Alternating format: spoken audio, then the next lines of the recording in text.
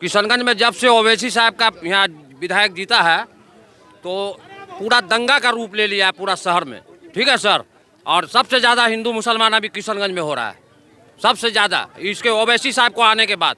हम लोग शहर में रहते हैं, हम लोग बस स्टैंड में रहते हैं, देख रहे हैं तमाशा सर, ठीक है सर। पूरा एकदम बदनाम करके रख दिया है, पूरा एकदम शहर को बदनाम करके रख दिया है सर, ठीक है सर। अच्छा, ये कोई एक हिंदू मुसलमान ज़्यादा हो रहा है, ठीक है, हिंदू मुसलमान ज़्यादा हो रहा है यहाँ ओवैसी को आने से। यहाँ पे एमआईएम का जीता है, एमआईएम का विधायक जीता है, जीत के जुलूस में कपड़ा पूरा फाड़ के मियाँ भाई पूरा शहर में घुमा है और उसके वजह से पूरा किशनगंज जिला का माहौल खराब हो चुका है, ठीक है। हिंदू मुस्लिम कभी भी हो सकता है यहाँ पे, जिस तरह का गंदा हरकत किया है लोग। आप बार बार जो ये कह रहे हैं कि दंगा भड़काने जैसी स्थिति या हिंदू मुस्लिम के बीच, पूरा शहर को जो है ना माहौल को गंदा कर चुका है लोग, ठीक है। उनका वीडियो मंगाइए आप, जुलूस किनका वीडियो? आज जीतने वाला जो वीडियो है वो किसी तरह, किस पार्टी का? एमआईएम का, ओवैसी पार्टी का जो विधायक जो जीता है उसका आप वीडियो मंगा लीजिए, आपको खुद समझ में आ जाएगा सर। पूरा माहौल को गंदा कर दिया। जो हम लोग का भाईचारा था बस स्टैंड में, जो बड़ा बीच में मत रुको, हम लोग बस स्टैंड में 30 साल से रह रहे हैं, ठीक है। बस में हम लोग वही काम करते हैं, ठीक है। वहाँ का ऐसा गंदा माहौल कर दिया सर, पूरा शहर का मियाँ भाई करके पूरा ऐसा गंदा कर दिया कि साला नीच नज़र से हम लोग को देख रहा है सर, ठीक है। जो भाईचारगी था हम लोग का खत्म करके रख दिया है लोग, ठीक है सर। अब बैठना नहीं चाहता सर, ऐसा करके रख दिया है जीतने के बाद। आपका शुभ नाम क्या है? मेरा नाम मोहम्मद सहरोज जमा हुआ है। कहाँ के रहने वाले? किशनगंज के रहने वाले। क्या ऐसा कर दिया, समझ में नहीं आ रही बात। वो भी तो मुस्लिमों के नेता है। नेता है तो इस तरह का करेगा सर, क्या वही तो जीत लिया तो तरीके से रह जाएगा।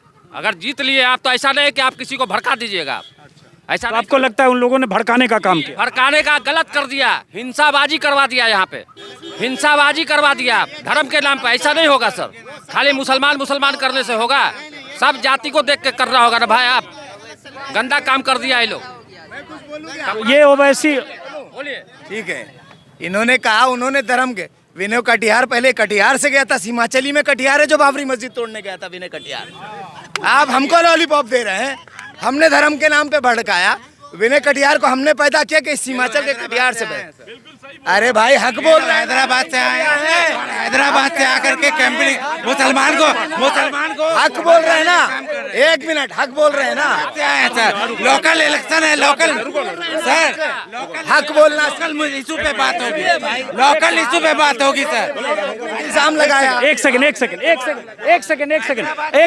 अरे एक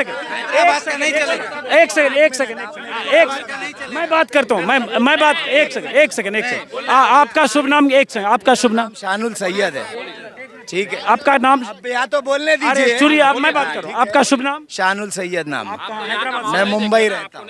एक चीज, अरे सच्चाई है ना, झूठा थोड़ी हूँ कि नीतीश कुमार या दूसरे की तरह झूठा। बोलिए, एक मिनट बोलिए। अच्छा बोल रहा हूँ, बोलिए। एंगेज मत होइए आप मेरी तरफ, बोलिए सवाल। हैदराबाद से आए हैं? मुंबई से आया हूँ। कहा तो आप ओवैसी साहब के प्रचार में आए हैं? हाँ, प्रचार में साहब बात। यहाँ का मुद्दा अभी बाबरी मस्जिद और विनय कटिहार कहाँ है? एक मिनट भाई, इन्होंने कहा ना कि ओवैसी आकर मुसलमानों को भड़का रहा है।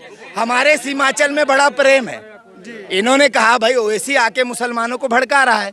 ओवैसी कब यहाँ आए? 2015 में, 1992 में विनय कटिहार गए थे। अरे भाई, किशनगंज की बात हो रही है यहाँ, अयोध्या की बात नहीं। तो ठीक है, आप किशनगंज के हिंदू मुस्लिम तहजीब और गंगा जमुनी तहजीब की बात कर रहे हैं। यहाँ आप 92 और अयोध्या फैजाबाद क्यों ले जा रहे हैं? यही किशनगंज के गंगा जमुनी तहजीब के लिए नीतीश कुमार ने 2015 में महागठबंधन किया। नीतीश कुमार छोड़ के बीजेपी में भागे, सही बात है, ठीक है। तब गंगा जमुनी कहाँ गई? तो भागने के लिए ये जिम्मेदार है नीतीश कुमार। अगर बीजेपी में चले गए तो ये जो यहाँ आवाम है ये जिम्मेदार है। वो नीतीश कुमार ने अपना पॉलिटिकल फैसला किया। एक मिनट सुन लीजिए, पहले सुन लीजिए। वो नीतीश कुमार का पॉलिटिकल फैसला अवसरवादिता थी, उसके लिए ये जिम्मेदार नहीं है। किशनगंज में चुनाव में बाबरी मस्जिद और 92 फैजाबाद क्यों मुद्दा होना चाहिए? एक मिनट सुन लीजिए पहले मेरा सवाल, उसके बाद जवाब दीजिए।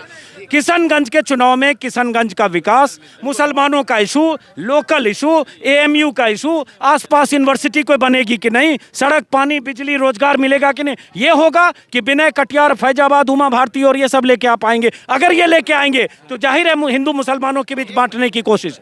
तो जब किशनगंज के विकास की बात होगी तो एक स्टेज से तो नहीं होगी ना, खाली हर पॉलिटिकल पार्टी को मुद्दा यही लेना पड़ेगा ना। तो आप इसी मुद्दे पर नहीं, हमने हैदराबाद का डेवलपमेंट मॉडल भी इस किशनगंज को बताया। हमने हैदराबाद का डेवलपमेंट मॉडल, हम यहाँ क्यों आए, क्योंकि हमने हैदराबाद में स्कूल्स बनाए, कॉलेजेस बनाए और यहाँ की आवाम ने हमको बुलाया। हम डायरेक्ट पार्टी लॉन्च नहीं किए।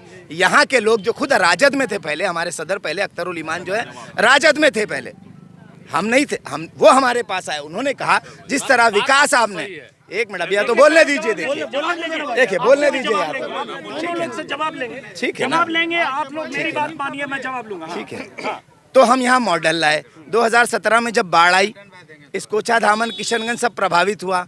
जब असदुद्दीन ओवैसी साहब का यहाँ एक एमएलए भी नहीं था, हमने यहाँ 50 लाख की दवाइयाँ भेजी। हमने हमेशा डेवलपमेंट की बात की, लेकिन हम जब आकर यहाँ तकरीर करते हैं तो ये सीधे हमको कहते हैं दंगा भड़काने आया। बताइए, जवाब ले लिया जाए। ये बताए कि अख्तर साहब हमारे प्रदेश अध्यक्ष हैं। अख्तर साहब का इतिहास ये है कि हम लोग यहाँ जो भी बिहार में 2 पार्टी की धारा चलती है, एक लालू की चलती है, एक नीतीश की चलती है। नीतीश के साथ बीजेपी मिला हुआ है, लालू के साथ कांग्रेस मिला हुआ है। चाहे तो बीजेपी को हमको रोकने के लिए लालू के हाथ को मजबूत करना होगा। ये जो हमारे यहाँ के अभी जो अध्यक्ष हैं, प्रदेश अध्यक्ष हैं अख्तरुल ईमान साहब, ये कभी राजद के विधायक हुआ करते थे। इन्होंने राजद के पीठ में छुरा भोग के जदयू के खेमे में किया। जब जदयू से टिकट लिए, बीच चुनाव के माहौल में एक मुसलमानों का रोना रो के पूरे हिंदुस्तान में मुसलमानों को बदनाम कर दिया कि 70% की आबादी है, हमारे लड़ने से बीजेपी जीत जाएगा, जिसका एक गलत प्रभाव पूरे हिंदुस्तान में गया। जिसके वजह से ऐसी भी बहुत सारी सीटें हैं, जैसे अब्दुल बारी सिद्दीकी, फातिमी, तनवीर हसन, जो हम लोग 20,000 30,000 वोट से हार गए।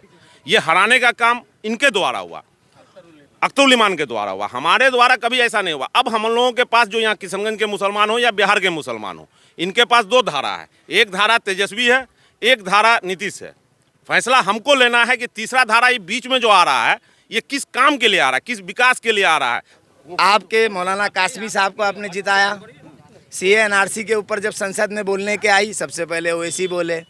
शाहीन बाग तो बाद में बने, पहले ओवैसी सदन में खड़े हुए। मौलाना कासमी ने तो कहा मेरी सोनिया गांधी ने मुझे बोलने नहीं दिया।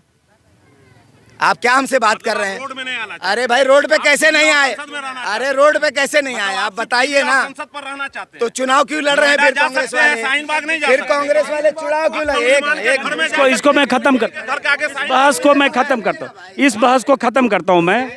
शाहीन बाग को पॉलिटिकल रंग देना अच्छा नहीं था। अगर असद साहब चले जाते तो वो पॉलिटिकल रंग लग जाता। और फिर सुनिए, सुनने की क्षमता रखिए। अगर चले जाते तो वहाँ पॉलिटिकल रंग लग जाता, फिर उस पर जो है और ज्यादती शुरू हो जाता।